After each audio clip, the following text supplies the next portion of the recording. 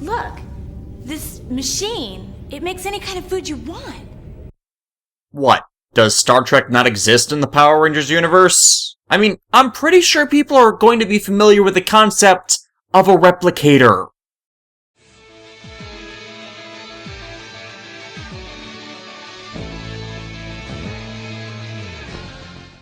Power Rangers in Space is a classic, and even revisiting this series for the remaster of the review was refreshing, since Power Rangers has been terrible since Saban bought the show back. I only have the Mega Ranger DVD set here, as I sold the Power Rangers in Space ones I had a while back. Sorry, guys. There are a lot of reasons why Samurai and Megaforce were abysmal, and as this is the remastered update video of the In Space review, I'm not even getting into the problems of Dino Charge and Ninja Steel here either. The ultimate consensus being the core problem is a lack of effort and competency in core created places, oftentimes just copy-pasting without really caring if it fit into the show they were making, and the original inserted aspects being either awful, not thought out, or superfluous. Yeah, it's a show for younger audiences, but that doesn't mean you have to be lazy about making it, especially with how large the adult fandom for it is now. And it's often not recognized anymore that Power Rangers did in the past strive to be a good, quality, well-written show, even if it ends up goofy. As good, if not better, than the Super Sentai content it uses as the framework for the series, no matter if they follow the Sentai story or diverge, as both shows were once known for having good content, but have been in a rut for years. That might be because the seasons in most popular consciousness are the Mighty Morphin years, but those seasons aren't very highly rated these days, not against the heights Power Rangers did reach, and that opinion of them being the best is only held by those who only watched MMPR, and refused to watch or acknowledge anything else. Thus, recent seasons attempting, and failing, to bank on that nostalgia have spotlighted that heavily with how much they screw up what they try to echo from the earlier years and yet only recreate what was horrible about those days that the show otherwise improved beyond. Look, the show can both complement and contrast the content it's based on, fix some of the elements that didn't work in Sentai or previous season and homages, and play into its own mythos to fill in gaps that come up from things that are missed. There's less leeway available for a season to be really bad the more they have available content that was really good. And why Toku fans that watch both shows can come down so hard on something that should have been a no-brainer, over screw-ups from the original content. But we still come down to the original stuff we might find stupid. And In Space is probably the perfect example of what the show should strive for, as no one that actually bothered to watch it denies it is a good season. I cite it when I say the Neo Saban era could be far better than it is, as even today it is still really enjoyable. Not without flaws, but far better than modern Power Rangers has ever been, and it was made, as of the time of this updated video, 20 years ago. It raised the bar for how the show was done and should be handled, setting off a string of great seasons that lasted even into the Disney run. Hell, this was originally planned to be the last Power Rangers season, but In Space went over so well, Saban tabled their plans to cancel the show, and it ran contiguously for another 11 years after that. Why I talk about Power Rangers was why I originally even did the Mega Ranger reviews back in 2015, and again, I'm redoing this because Mega Ranger just got released on DVD in the States, and I was honestly surprised when I was watching it how many elements and stories I recognized, but taking a different form within In Space's story, that fit better for what they were doing here, most of the time. And I feel the best way to recognize and acknowledge the efforts of the production team is to not discuss these shows in isolation, but together. Show where they got some of the things that might not have worked, and by proxy, see where they came up with masterpieces all on their own, where inspiration for some things may have originated. Or, as occasionally happens, events that make a lot of people angry have been widely considered to be a bad move. However, as Power Rangers in Space is the culmination of 5, technically 4.5, previous years of story continuity, here are the basics. This is Zord on a Vallerte. He is the big giant head incoming messages are sent by. In the early 90s, he recruited a group of unrealistically altruistic teenagers to fight a recently awakened evil entity, their minions, and other forces that would threaten the Earth on a regular basis. 4 years, technically 3, the timeline's a bit iffy on that, he would be given an opportunity to return home and took it, trading out for a far less effective mentor for his team of defenders, but one who is vastly more competent than a certain Tiki Head, who continues to be proven is the worst mentor of them all. A short time after that, his homeworld would be attacked by an organized alliance of the villains of the show, one that had been alluded to for years in fact, and conquered. This would so demoralize the Rangers to the point they botched a battle against the forces of their current villain, the space pirate D.E.C.A, and in an ensuing confrontation with the freaking army, their base would be destroyed and their powers either lost or temporarily rendered unusable. There is evidence for both camps on that. D.E.C.A would withdraw to be drafted into the United Alliance of Evil, prompting the Rangers to follow in an attempt to save Zordon, the Earth, and the universe. The Blue Ranger, a kid named Justin, thanks a lot Shuki Levy, would enact a plan that would allow the rest of the team, only around since the mid-season, to obtain a spaceship and end the year with an announcement effectively saying, "See you next season!" flashing on screen. This last bit was important, as the preceding season, Power Rangers Turbo, almost killed the show. The early side of the season was both embracing and battling the ridiculousness of its source material, Car Ranger, and as I have said, Car Ranger, if you do not like its comedy and find it entertaining that way, is terrible. The existing staff, including previous showrunner Doug Sloan, are reported to have argued with producer and freshly appointed showrunner Jonathan Zacher over trying to directly adapt it, primarily because of the impossibility of translating that humor. Much of it derived from cultural nuances which would not translate into an adaptation like Power Rangers, at least in a form a Western audience would recognize and be amused by. As even by Japanese standards and evidence from the reception drops across its run, Car Ranger was a very hit-and-miss series. The dissenting staff then left the show as its outlook was obvious, though you can probably make your own judgments from there, since Zacher has never been known for helming good Power Ranger seasons at any point in time. People say he's a really big fan of the Sentai, wants Power Rangers to just be nothing but Americanized Sentai like it kind of was in the Kalash years. Well, I think he's lazy, and I said that long before Linkara said the same in his History of Power Rangers videos on Megaforce, as the resultant works of trying to do such under him always makes the source material look worse than it is. To say nothing of the original work over here he's been in charge of that just wastes and destroys the potential and merits of those stories. Something a fan would endeavor to not do. This backed up by interviews and statements from several creative staff members under him, and the fact actual fans of the material have been in charge of the Boom Studios comic series. You want something in modern times trying to echo MMPR that's actually good? Look up those comics. And if he's attached to a good season, odds are it's not him, but either the material they were adapting, or other people responsible for it being good. And in the case of In Space, that credit should be going to its primary directors Worth Keeter and Koichi Sakamoto, oh, I've said so much about him over time, along with writer Judd Lin. Judd Lin, if you're not familiar with the show's creative staff, is a longtime writer and producer who's been a member of its production in various roles dating back to Mighty Morphin's inception, more recently returning to Power Rangers to helm Dino Charge and Ninja Steel, though as he fixed very little, it's been made clear Neo Saban is still thoroughly broken and beyond what he could possibly fix. Without our practice he was when coming in, that still remains unsurprising. See the Dino Charge review videos I released before I got this remaster of a 2015 written review up.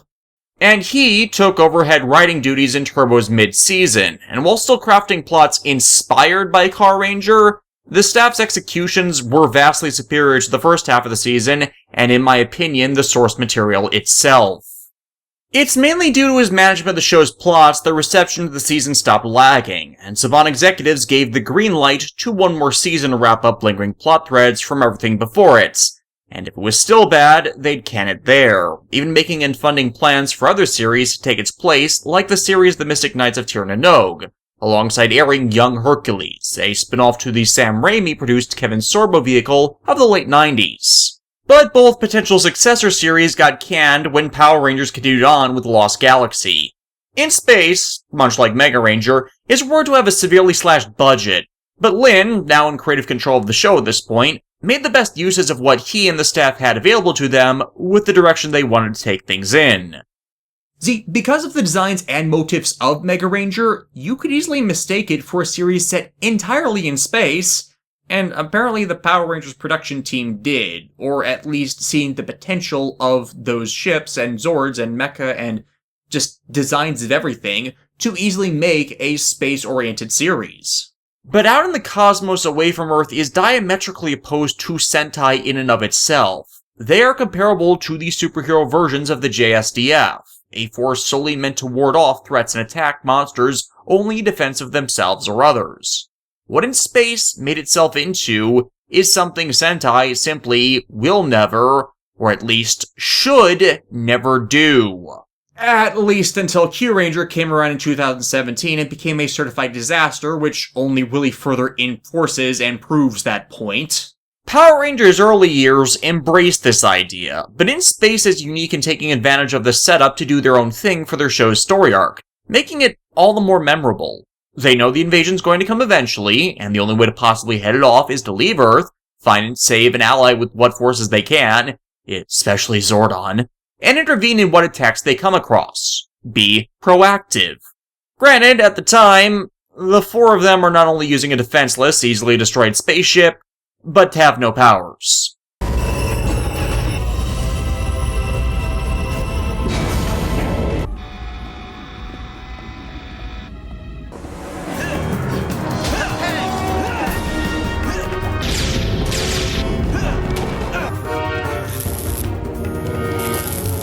Thrusters are back online.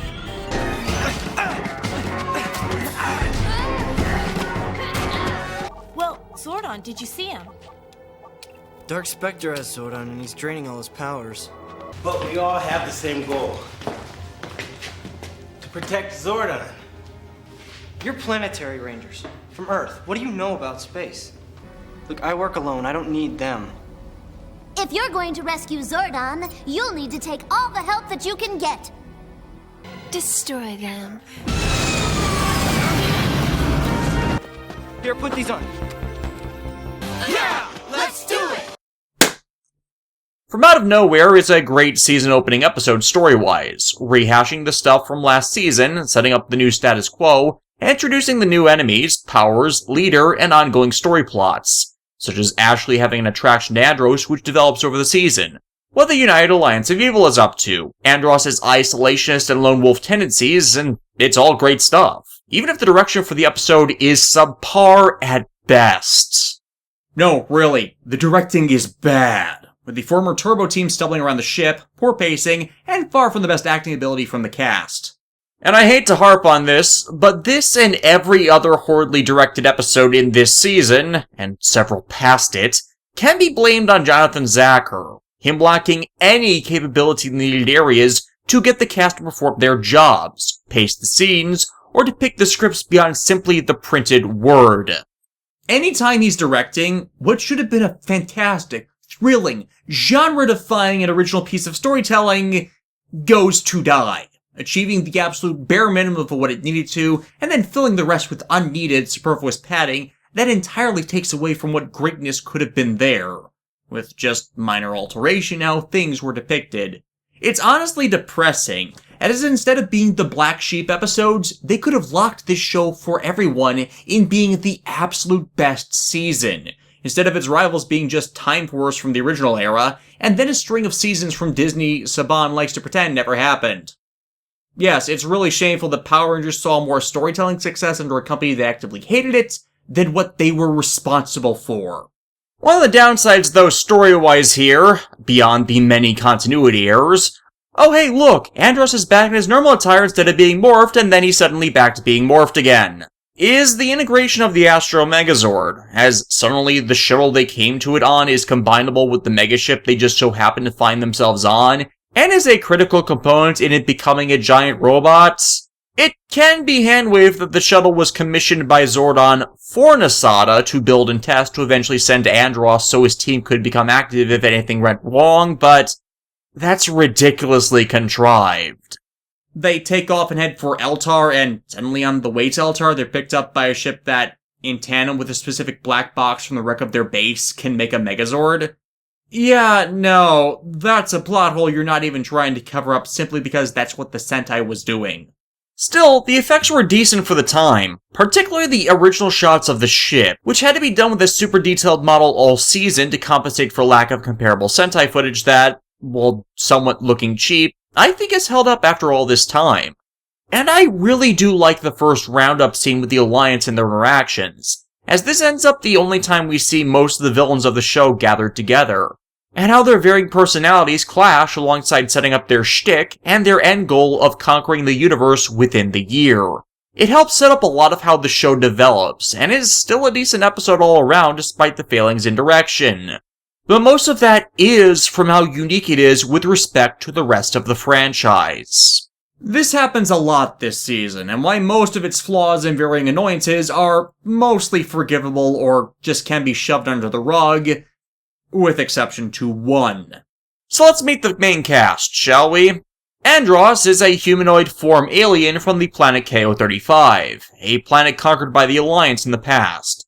His people have some telekinetic ability, and he's used to working alone, to the point that though much of the season opener and for quite some time after, he's shunning the support of the others, for reasons later shown.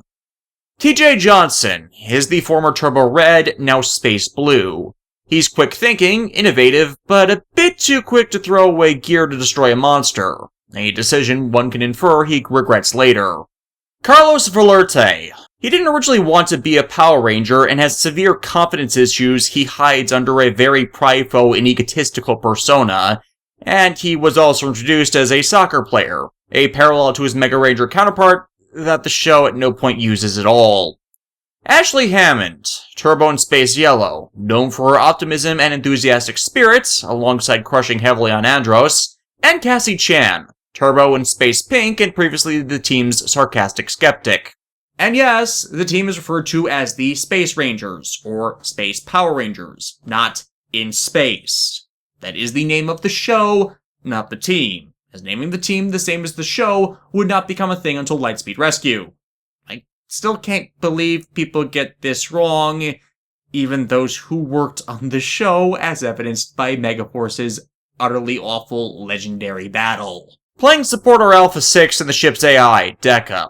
Alpha 6, during his Turbo tenure, was a nuisance, mainly with the attitude inferred by how he talked.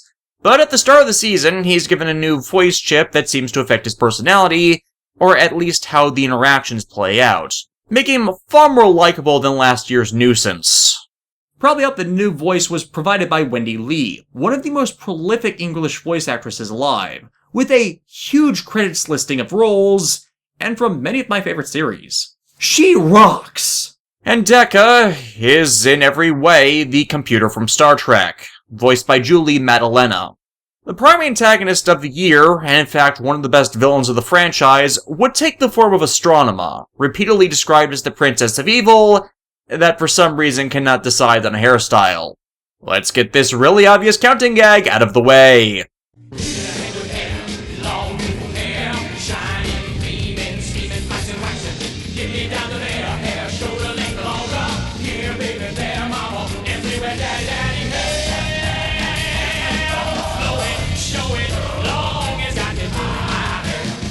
She is one of the battle commanders for the United Alliance of Evil under Dark Spectre, the then biggest bad. I say biggest as all other evil forces fear and obey him, none having come up with a way to overthrow him. To be fair, most of the others were regularly getting their asses beaten by 5 or 6 kids a minuscule fraction of their ages and power. Astronema was raised from early childhood to be evil, told her family had been murdered by the Power Rangers, and subsequently abandoned at the metaphysical doorstep of her second-in-command and surrogate father figure, Ecliptor. As such, much of her motivations and glee she takes, in retrospect, can be seen as caused by anger, pain, and seeking revenge against the sides that cost her everything, and those who don't seem to cherish what they have, even if those memories of her real family have long been suppressed. Her loyalty to Dark Spectre is assured simply because she doesn't care about the ruling politics despite her power, only that she sees the ones responsible suffer and slain. That's my view at least, which actually gels with and informs a lot about her methodology to make her one of the franchise's outright best villains and most memorable characters. Ecliptor is leagues a better character than Ugand was. There's a lot more nuance and subtlety to him over his Sentai counterpart thanks to Les Lang's acting, eventually, as it doesn't show in the early side of the season where In Space had its worst episodes, but, like Astronema, ends up being a cohesive experience. He's a chivalrous warrior that sticks to a code of conduct, a loyal ally to those with his favor, competent, knowing his powers, and all of their limits. And he has something to fight for.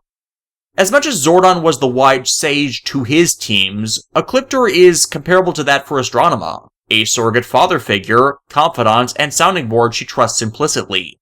Unfortunately, Astronema starts out as an over-pontificating, overly giddy, well, someone I wouldn't describe as evil, having more in common with Divatox than fans of this entry would like to even think of.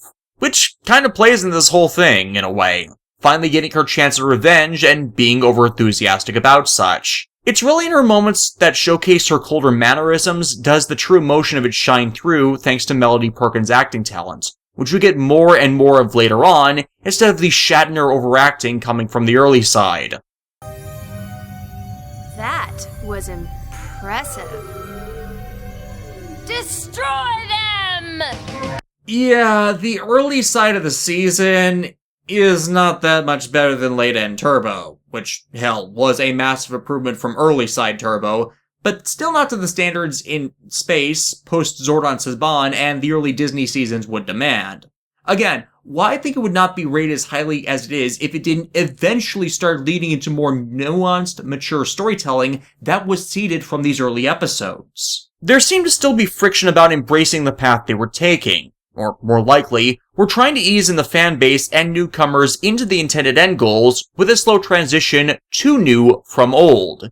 As even as soon as the 6th episode, you see signs of the greater story arc being seeded, growing as we learn more about the characters, and finally bloom into fruition in the late 20s, making the story serialized and ongoing, which even the filler episodes feed into. But by changing the format the fans were familiar with, there were casualties, namely Farkas Bulkmeyer and Eugene Skullovich. As the longest-lasting Power Rangers cast members, around since episode 1, their antics have always been comic relief filler, which isn't bad when they are tied into the environments and relationships they have with the Rangers, and in the past were honestly appreciated contrast to how sappy and overly immoralistic the early seasons could get. Mostly because they never changed the core of who they were, but ultimately ended up seeking to better themselves in some respect. Be accepted by more than each other, even if the show did start out with them as incompetent bullies.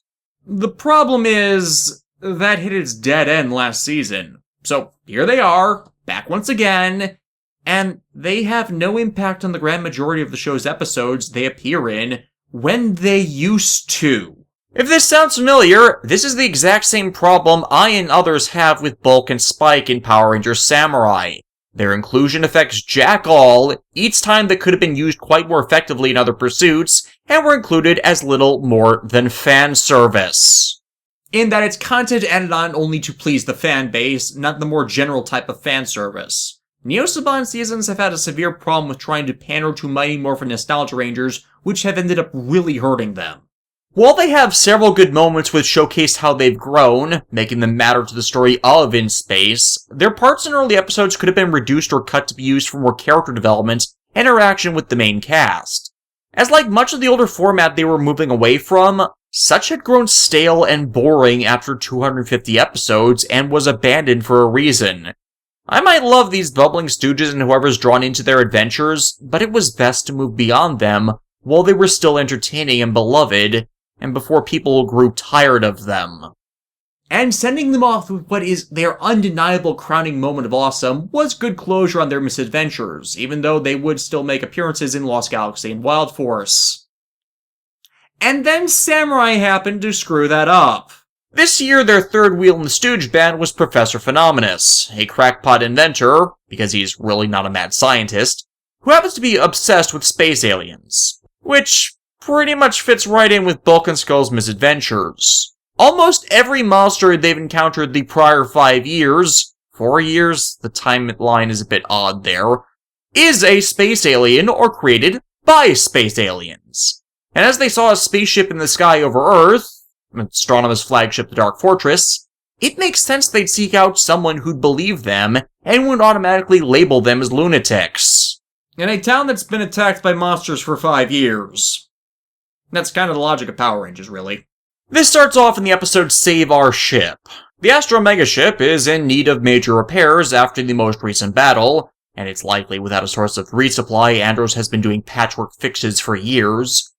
So they return to Earth to use the resources of Nasada, where the Rangers originally got the shuttle, to get the Megaship back to optimum conditions.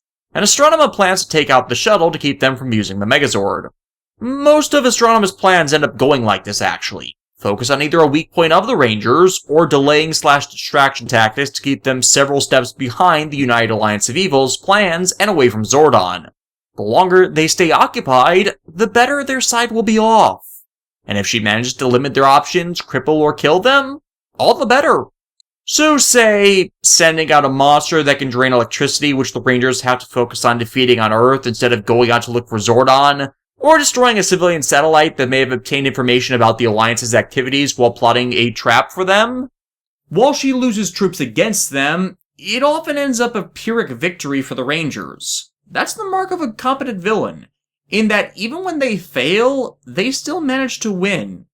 However, that doesn't mean some plans are not just plain stupid.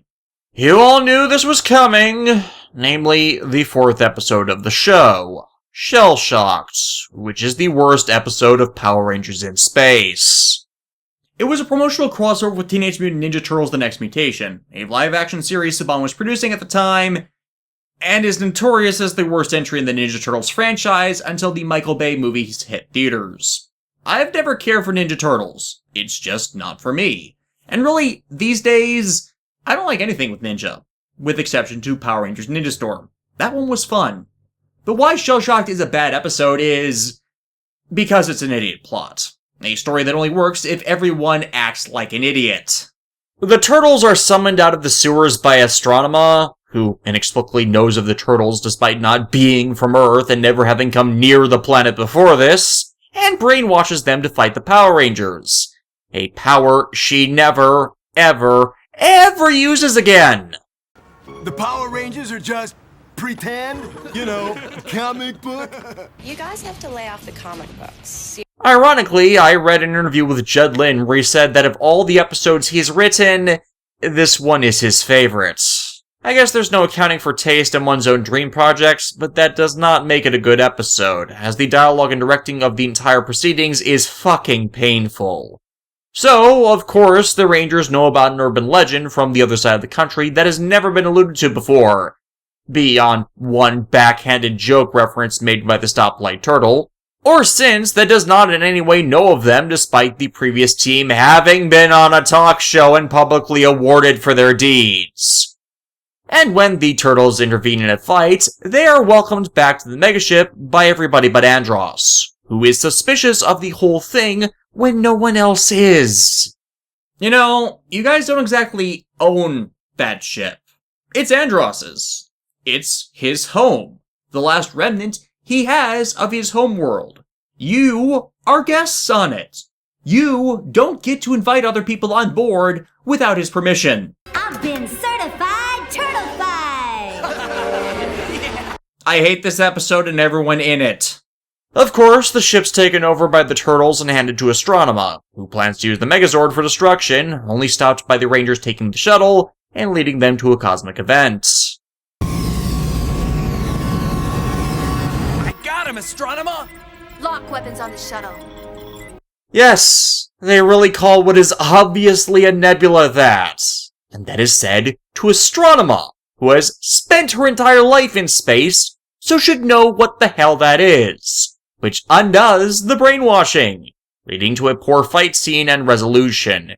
It's badly written, badly paced, the suit work and animatronics for the Turtles are terrible, it adds nothing to the serialized story arc, and it's probably the single episode of the show you can skip, as long as you remove the ending to episode 3, which even set this all freaking up. And preferably send them to Shredder so we can finally make his turtle soup. Wait, right, they mind-screwed Shredder in the pilot for Next Mutation. One of many reasons why people despise that series. Hell, a great deal of the fandom of both franchises considers it to have never happened at all. It is the only truly awful episode in the entire season, the rest just being poorly executed or not the best thought out. Never Stop Searching introduces the subplot of Corone, Andros' sister that was kidnapped when they were young. He's never forgiven himself for losing her in a moment of distraction and being able to do nothing about it. Carlos sees a playback of the events, which is never explained how Andros got such a thing since it's from a third-person perspective. Carlos relates what he saw to the others, while Andros discovers an energy reading that he goes alone to investigate on his former homeworld. This is the episode that plays into Andros' lone wolf tendencies with respect to working with the rest of the team, how his responsibilities weigh on him, and being in isolation for so long has trained him to not seek the help of his allies, which begins to change after Carlos saves him from Ecliptor to the former's heavy injury, the entire thing having been a trap to eliminate the only one of the team experienced in space. It's where you see him most clearly contrasted against Kenta. Kenta, let's face it, is impulsive and rather stupid, despite becoming more aware of and seeking to mediate that character flaw over time. Whereas after this, while he'd still often do his own thing, Andros would be a lot more conscious of the team with his actions with no other prompting. It took Kenta being berated to begin that change, but Andros understood his screw-up outright the second it happened. Satellite Search makes great use of the show's initial premise and helped to really sell it early on. As mentioned, Astronema attacks a Nasada satellite that may have data on the Alliance's activities, and the Rangers go to track it down. But before they can even get to the planet, they engage it in a space dogfight with several enemy fighter crafts, called Velocifighters, like Velociraptors in space. And this is where it gets awesome. Now, this was 1998, and Star Trek was in the DS9/Voyager years on television, so space battles from TV shows had become a bit more commonplace in the right circles. But those were done using CGI. This fight was all done with models against a green screen, and you know what? Back in the day, I thought it could at least match up to some of the battles in the Next Generation. Not their Borg stuff, but certainly up to the scale of some of the ones scattered throughout its run. The atmosphere for the battle working to sell the effects work of the scene, and I don't think its imagery is that bad even today. This episode is also important as it established that Alpha can remote pilot the Megazord from the bridge in the event the Rangers are in trouble or otherwise unavailable, taking the place of Kubota and the INET support team for comparable footage. A Ranger Among Thieves, however, more explores the relative cultural and societal dissonance involved in having someone out of place and time on the team. Dear God, I loved it when this season was smart like this. Something no other Ranger season has really ever managed to address. Andros is an alien, Earth isn't the only place where humans live. operating mainly from a planet that doesn't really interact with aliens positively, and as such, there's a lot of things he doesn't catch, such as when he accidentally makes friends with a group of thieves that lie to him, which he just straight up accepts.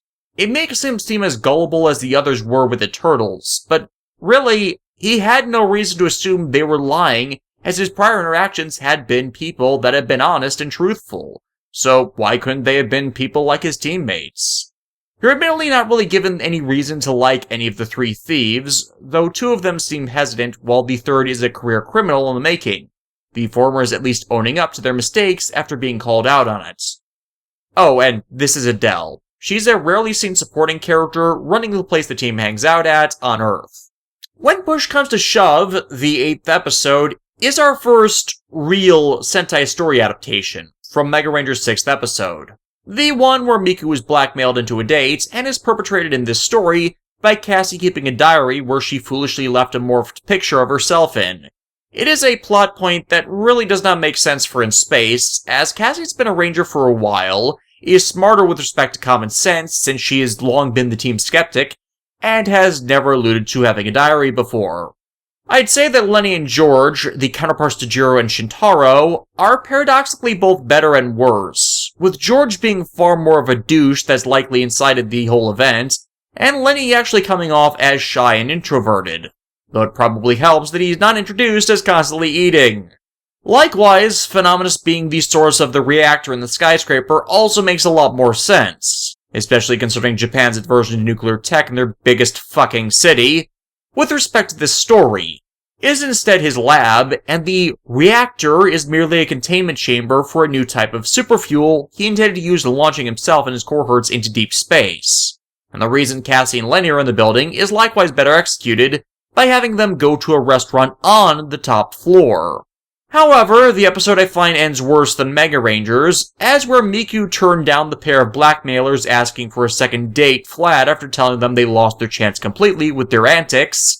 When Cassie's asked, she suckers Ashley into turning into a double date. What, don't want to discourage heinous activity, Power Rangers? Oh, right, sorry, I forgot showing actions have consequences tends to be downplayed in Western works intended for younger audiences for some stupid reason when that is when they are most impressionable. The Craterite invasion, I find an example of how really damn creative the showrunners can get with stock footage if they let themselves.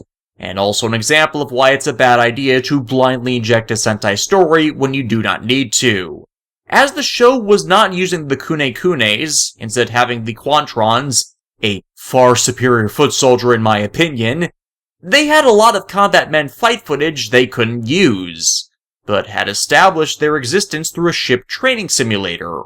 So, how to do that without doing a trapped in the holodeck story? Why, do a malfunctioning holodeck story instead! When the megaship is hit by lightning, it manifests the simulation troopers in reality, giving these monsters physical existence from their former digital one. A Digimon, if you will. They multiply and escape the ship, assuming human form, and that's where the Sentai adaptation kicks in, of Mega Ranger's 14th episode, used as an additional framing device for the assault, which is where it falters, as a really terrible child actor reenacts the boy who cried wolf plot that honestly doesn't work for the episode at all, and they could have cut it entirely. There was nuance to why Shinya went around lying, loneliness that is not present in Patrick's, the kid's counterpart, characterization even though they are supposedly analogous. Just a mock, shallow, this is bad because then people won't believe you, non-moral. That's the weakness of this episode, which could have had at the core of it the Rangers fixing their own damn mess when it goes out of control, and realizing this screw-up put everyone in danger, which more matches, thematically, the ongoing show's narrative. And after this, their personal holodeck is never seen being used to create such training dummies ever again. Why not give the show a reason for why they'd stop using it like that? Both of these episodes serve as examples of the problem with many of the Sentai story adaptations this season, and also pockmark Power Rangers all across its existence, as they are interrupting a more interesting storyline. These two stories worked in Mega Ranger because the setting was more appropriate for them, but while the team are regularly returning to Earth for resupply and to keep it from being conquered, the daily life subplots are just intrusive, when otherwise, had they paid more lip service to the story arc, they wouldn't flounder as much. And really, with me having reviewed Dino Charge, this is the exact same problem Dino Charge suffered in almost every episode it had. It's an issue of how much they shift the paradigm of what's going on to whether they fit or not. As often the issue with a number of later seasons, especially Neo Saban, is they don't know where to break from such D.E.C.A originality and create a better show, instead doing the same story as the Sentai, but making it worse as there's a lack of understanding to why it worked in the source material. Or if they do break from it, the original content they put in as a replacement just plain sucks. Neither is a good thing. The Wasp with a Heart is where we begin to see the season take its turn towards the intended themes and elements, with a monster that, well, has a conscience. Waspicable, it really is one of those monsters whose suit originated from the ZU2 content Saban commissioned early in Mighty Morphin for additional fight footage, and has been recycled here and there ever since. So one could reason bits of the same monster tribe, possibly for Rita and Zet's make, reassigned under Astronema, but that kindness, that desire to not kill or harm living things, is something we've really not seen in Power Rangers, and is so sparingly done with monsters in Tokusatsu, it's always refreshing to see.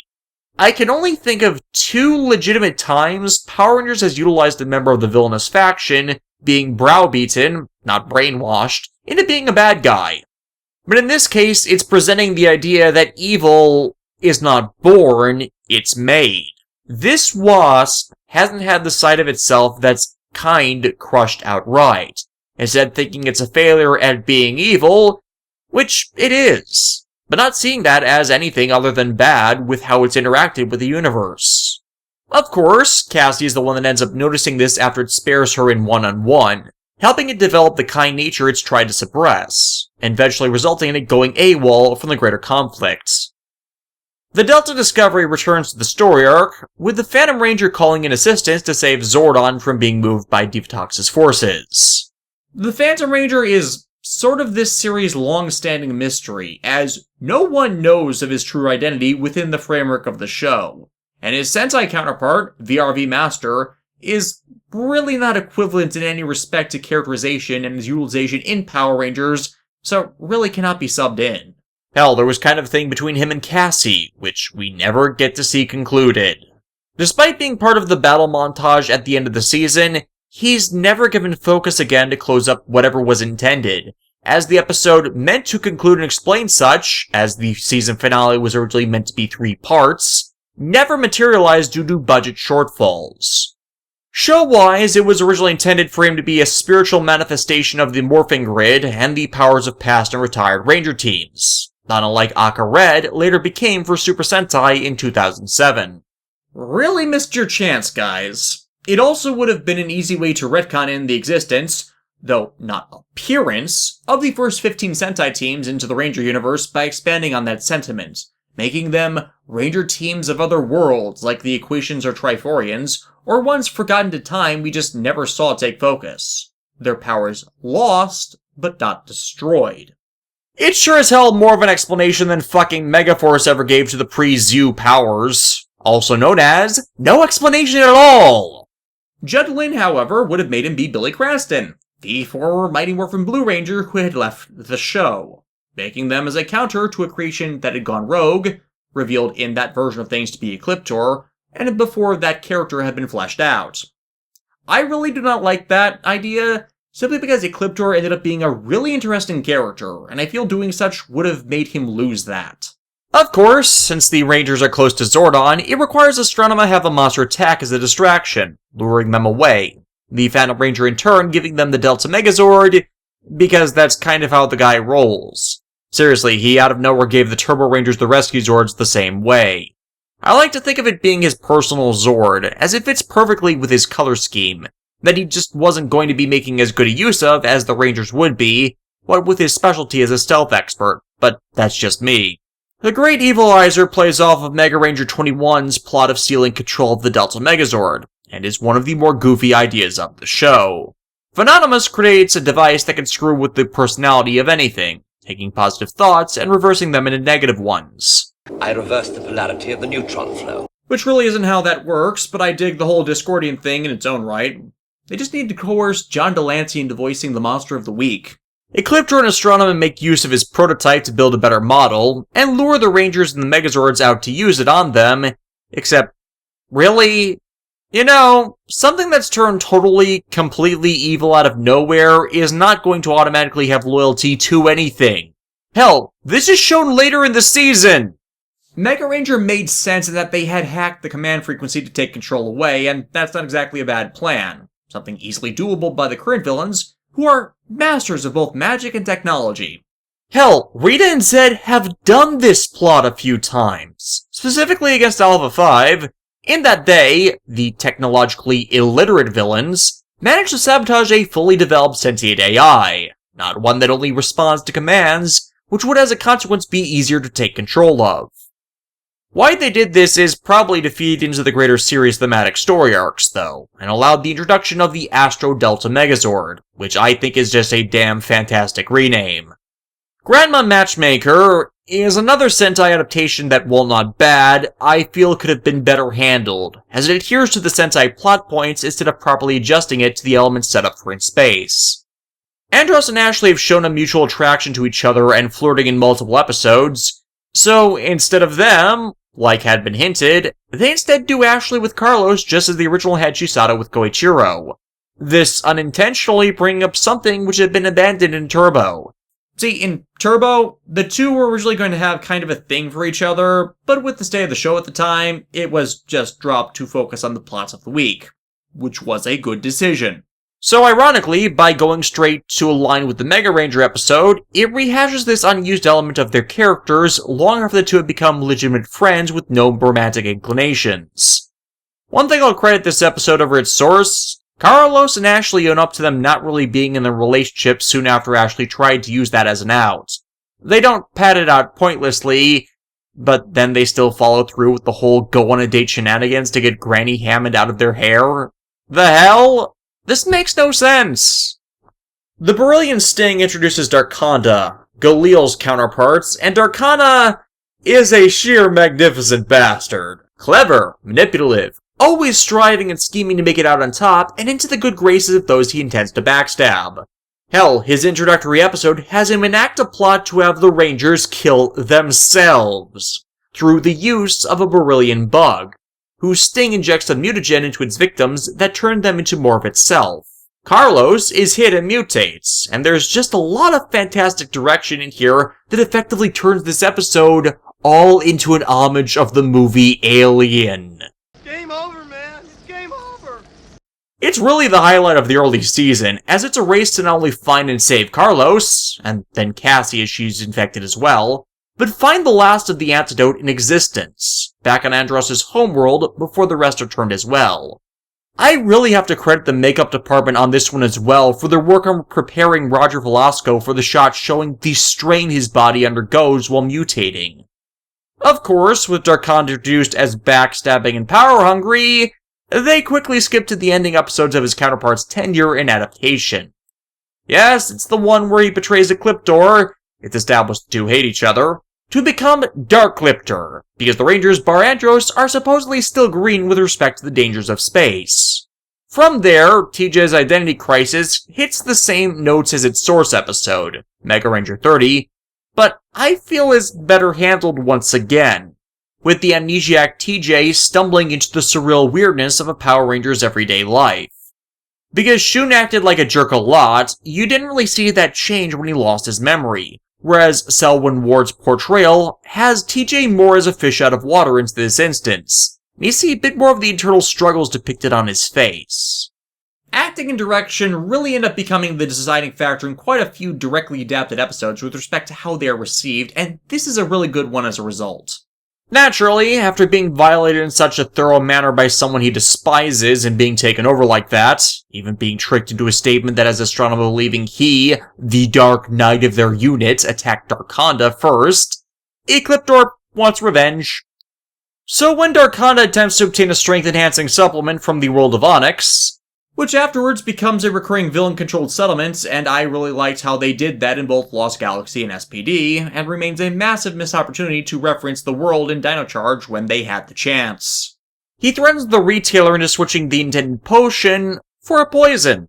This episode also continues the Corone arc, in that now that he's met Darkonda, Andros recognizes his profile in the recording of his sister's abduction, which was actually present since its first use in the show. Good foresight and planning there. So Andros, likewise, goes to Onyx to try and do some undercover work, and manages to buy into I want to say interstellar poker game, whose winnings are revealed to be a set of key cards taken from the Siege of Eltar. And by that I mean, they looted Zordon's stuff. This episode's direction is another one that's rather awful. Key evidence of that showcased in how the card game is handled. It goes straight from deal me in the game is starting, right to one of the participants flat broke without any sense that anything else happened in between, even though the quantities of currency among the players has changed to indicate time has passed. But there's no inference any time did change between the two events, or that a game has been played at all. What could have happened here, and hey, let's face it, they had the time to do such, as a fair chunk of the episode is pointless filler and money wasted on special effects where none were needed, to make this plot more effective, is a showcasing of the progression of this game, giving a sense that time is passing while the players are otherwise engaged. make it seem like a battle of wits is occurring, even if we can't see all of it, showing this ranger as competent in a field we usually don't get to see.